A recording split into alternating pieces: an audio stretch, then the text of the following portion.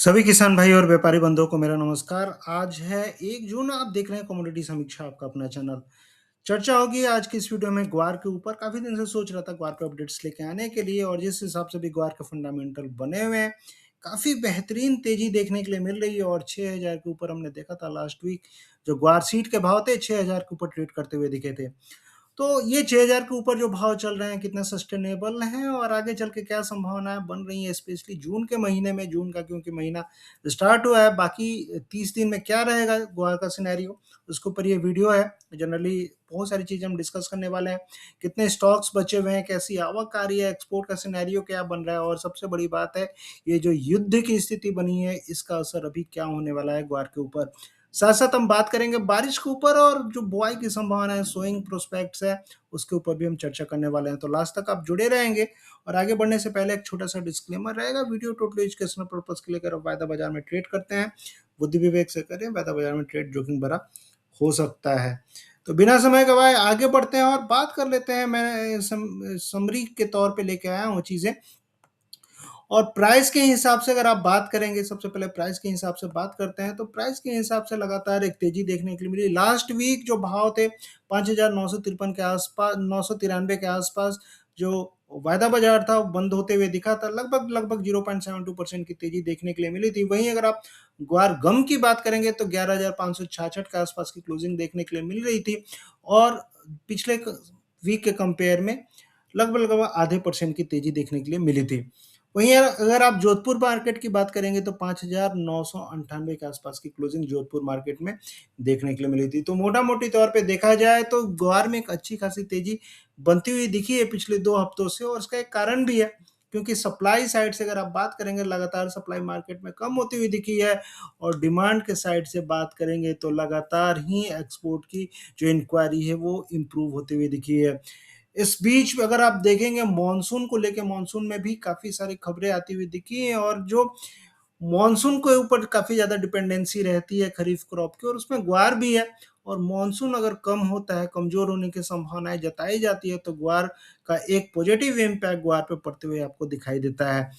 अभी हाल फिलहाल में जो न्यूज़ आए थे, लास्ट वीक में देख रहा था, उसमें जो संभावनाएं बताई गई थी, क्या संभावनाएं बताई गई थी, पहले 92% ऑफ एलपीए बताया गया था मॉनसून, और उसके बाद उसको घटा के 90% कर दिया गया। जनरली जो नॉर्मल रहता है 94 के आसपास रहता है। तो कहने का मतलब है कि नॉर्मल से बिलो नॉर्मल मॉनसून बताया जा रहा है, और बिलो नॉर्मल मॉनसून बताने का मतलब है कि सूखे की संभावनाएं इस बार काफ़ी ज़्यादा बढ़ती हुई दिखी हैं।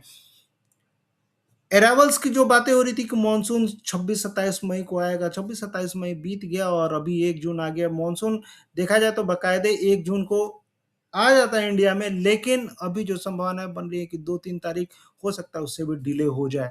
तो मानसून भी डिले हो गया, मानसून भी कमज़ोर होगा, तो इसका एक पॉजिटिव इम्पैक्ट मार्केट पे आपको पड़ते हुए दिखाई देना चाहिए। इस बीच जो अदर फंडामेंटल है, अदर फंडामेंटल अगर आप देखेंगे, जो यूएस और ईरान, इसके बीच में जो पीस टॉक चल रहा है, शांति वार्ता चल रही है, उसका भी असर आपको मार्केट पे पड़ते हुए दिखाई देगा। और अभी जो सिनेरियो है, दोनों देश के साइड से एक मेमोरेंडम बना हुआ है एक युद्ध विराम के लेके, और बहुत सारे उसमें पॉइंट डिस्कस किए गए हैं, और जो अंतिम मोहर है वो अमेरिका के साइड से लगना अभी बाकी है। देखते हैं क्या सिनेरियो रहता है, लेकिन कहने का मतलब है कि जो मार्केट एक्सपेक्ट कर रहा है, जिस हिसाब से मार्केट में खबरें आ रही हैं कि ये युद्ध विराम हो सकता है, और युद्ध विराम होगा तो कहीं ना कहीं एक positive impact overall global global economic sentiment पे पड़ना चाहिए, और उसमें ग्वार भी रहेगा, पढ़ना ही चाहिए। लेकिन इस बीच में मैं देख रहा था ऑयल रिस्क काउंट्स, अगर आप देखेंगे ऑयल रिस्क काउंट की संख्या लगातार बढ़ती हुई दिखी है, और ये नंबर है ऑयल रिस्क, अगर आप देखेंगे तो ये लगातार बढ़ते हुए दिखे हैं। और इस वीक अगर 29 मई की बात करेंगे तो 562 तक पहुंच गए। पिछले साल लगभग यही थे, मैं नंबर भी आप लोग ले लेके आया हूँ। और पिछले साल भी ऑयल रिग्स की संख्या लगभग उसी के आसपास थी। पिछले साल 563 था, इस बार 562। और अगर आप वीक ऑन वीक बेसिस पे देखेंगे तो पिछले 1, 2, 3, 4, 5, 6 पिछले 6 हफ्तों से लगातार ऑयल रिग्स की संख्या बढ़ रही है। जो लोग नहीं जानते हैं, ग्वार के मार्केट में नए, उनको मैं बता दूं कि ऑयल रिग्स का मतलब होता है तेल के कुओं की संख्या, और तेल और गैस के कुओं की संख्या अगर बढ़ती है तो ये कहीं ना कहीं एक अनुमानित रहता है, ये प्रदर्शित करता है कि अगर तेल के और गैस के कुओं की संख्या बढ़ रही है तो ग्वार गम की भी एक्सपोर्ट डिमांड बढ़नी चाहिए, क्योंकि ग्वार गम का जो मेजर यूज़ होता है इसी के ड्रिलिंग के लिए होता है। तो तेल और गैस के कुओं की संख्या लगातार बढ़ती हुई दिखी और पिछले साल के कंपेयर में लगभग वहीं पे आते हुए दिख रही है। इंटरनेशनल मार्केट की बात करेंगे वहीं अगर आप, तो इंटरनेशनल मार्केट में 22 रिग्स कम हुए हैं अप्रैल के महीने में, लेकिन मई में ये बढ़ते हुए आपको दिखाई दिए हैं। कनाडा में सबसे ज़्यादा 24 रिग्स बढ़े हैं कनाडा में, और यूएस में 4 रिग्स। तो कहने का मतलब है कि ये एक पॉजिटिव सेंटीमेंट मार्केट के लिए कहीं न कहीं निकल के आते हुए दिखाई दिया है।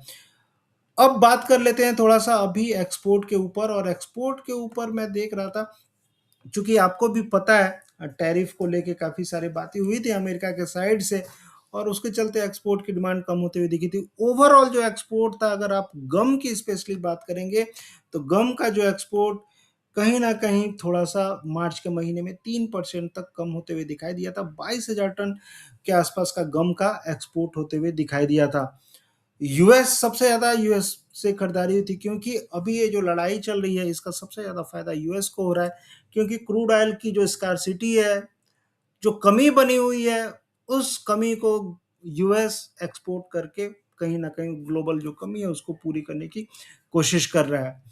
और इस बीच में जिस हिसाब से यूएस का एक्सपोर्ट बढ़ा है, तो यूएस में ग्वार गम की डिमांड बढ़ना लाज़मी है, और ग्वार गम की डिमांड यूएस में बढ़ती हुई दिखी है। 48% तक की खरीदारी यूएस में बढ़ती हुई दिखी थी, और मार्च के महीने में 4,940 टन सिर्फ और सिर्फ यूएस ने खरीदा था। दूसरे नंबर पे आता है रसिया। रसिया से भी लगातार खरीदारी बनी हुई है, यानी कि कहने का मतलब है कि एक्सपोर्ट डिमांड ग्वार गम की बेहतरीन बनी हुई है, और बनना भी चाहिए, क्योंकि क्रूड ऑयल के प्राइस जिस हिसाब से $100 के ऊपर लगातार बने हुए थे, ये कहीं न कहीं एक डायरेक्ट फ़ायदा ग्वार के मार्केट को बनते हुए दिखा था। कुल निर्यात अगर आप देखेंगे अक्टूबर से लेके मार्च तक 1.24 लाख टन का ग्वार गम और का एक्सपोर्ट हुआ है, और पिछले साल के कंपेयर में थोड़ा-सा कम है, लेकिन मोटा-मोटी तौर पे देखा जाए तो ये आगे चल के बढ़ने की संभावना है। वहीं अगर आप चूरी कोरमा की बात करेंगे, तो चूरी कोरमा का जो एक्सपोर्ट है वो थोड़ा-सा कम होते हुए दिखाई दिया है, 7.87 थाउज़ेंड टन के आसपास। पिछले साल 20,000 टन के आसपास था। ये मार्च का नंबर मैं बता रहा हूँ। आगे चल के संभावनाएँ कैसी रहेंगी देखते हैं, लेकिन मोटा-मोटी तौर पे जिस हिसाब से अन्य जो पशु आहार वाला आइटम है उनमें तेज़ी बनी हुई है, मुझे लगता है कि चूरी कोरमा की भी डिमांड आगे चल के बढ़ती हुई आपको दिखाई दे सकती है। एक्सपोर्ट के नंबर अगर आप देखेंगे अक्टूबर से लेके मार्च तक, चूरी कोरमा जो ग्वार मिल का एक्सपोर्ट हुआ है इस साल 92,000 टन हुआ था, पिछले साल 1 लाख टन, यानी कि पिछले साल से थोड़ा-सा कम है। लेकिन सबसे बड़ी बात अभी क्या है, सबसे बड़ी बात है कि जो मार्केट नीचे से उठा है, एक मुनाफा वसूली मार्केट में कभी भी आपको आते हुए दिखाई दे सकती है। टेक्निकल चार्ट्स क्या कहते हैं, टेक्निकल चार्ट्स पे भी हम देखेंगे, लेकिन इस बीच में जो स्टॉक्स के नंबर मैं देख रहा था, एनसीडीएक्स पे स्टॉक्स के जो नंबर है ग्वार गम के 32,633 टन ग्वार गम का स्टॉक। वहीं अगर आप ग्वार सीड का स्टॉक देखेंगे तो 29,979 टन। पिछले साल कितने स्टॉक्स थे, पिछले साल के नंबर एक बार देख लेते हैं। पिछले साल ग्वारगम का जो 30 मई का जो स्टॉक्स था वो था 27,000 टन, और ग्वार सीड का था 19,600 टन, यानी कि पिछले साल के कंपेयर में स्टॉक्स कहीं ना कहीं ग्वारगम और ग्वार सीड के इस बार ज़्यादा हैं। आवक नो डाउट कि पिछले साल से कम है, 13% तक 25% तक कम आवक बताई जा रही है सरकारी आंकड़ों के अनुसार, और जो प्रोडक्शन है लगभग 13 से 15% तक कम बताया जा रहा है। लेकिन अभी आपको करना क्या चाहिए, सबसे बड़ी बात है कि अभी आपको करना क्या चाहिए। देखिए, ग्वार में हर किसी की अपनी अपनी मत रहती है, और मार्केट जिस हिसाब से एक दायरे में ट्रेड करते हुए दिखा है पिछले दो दो हफ्तों से, 6100 का लेवल मार्केट जनरली ब्रीच नहीं कर रहा है। तो कहने का मतलब मेरा यही है कि 6100 के आसपास कहीं न कहीं मार्केट रेजिस्टेंस फेस करते हुए दिख रहा है।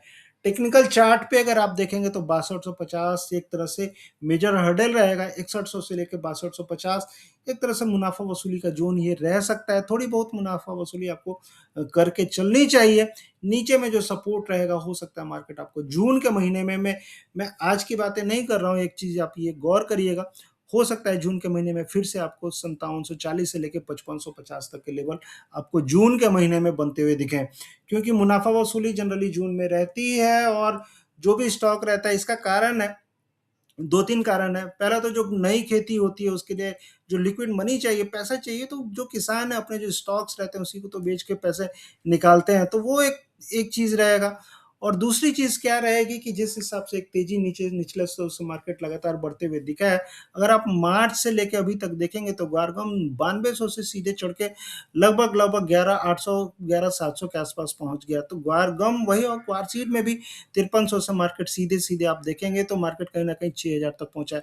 तो जो मुनाफा वसूली का एक दौर है वो आपको मुनाफा वसूली बनते हुए दिख सकती है। ग्वार गम की अगर आप बात करेंगे तो 11,850, 12,250 ये इमीडिएट रेजिस्टेंस रहेंगे।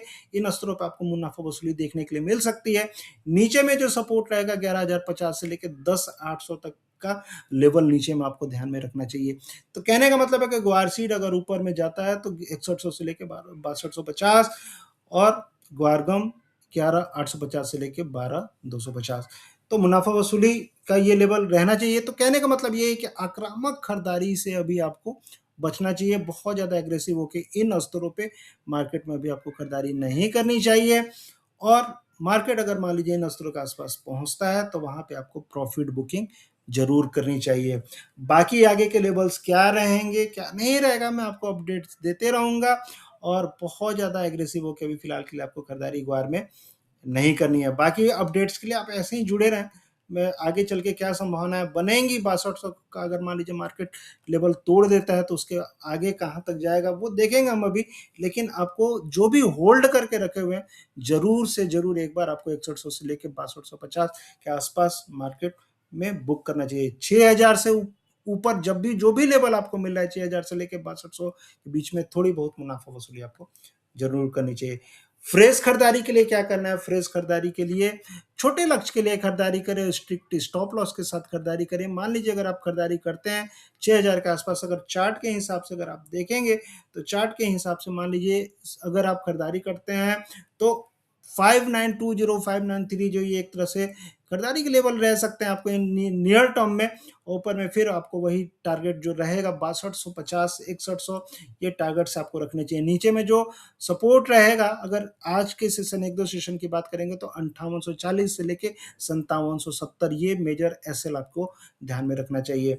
वहीं अगर आप ग्वारगम की बात करेंगे तो ग्वारगम में भी अगर मान लीजिए मार्केट आज के सेशन में इन स्तरों से नीचे निकलता है 11,400 और उसके बाद 11,50 के नीचे निकलता है तो फिर मान के चलिए कि 11,800 ये ट्रेंड लाइन को छूने की कोशिश करेगा। तो देखते हैं क्या रहता है संभावना, मैं आपको बताते रहूंगा। और ज़्यादा जानकारी के लिए आप ऐसे ही जुड़े रहें, ज़्यादा से ज़्यादा अपने मित्रों तक पहुंचाएं।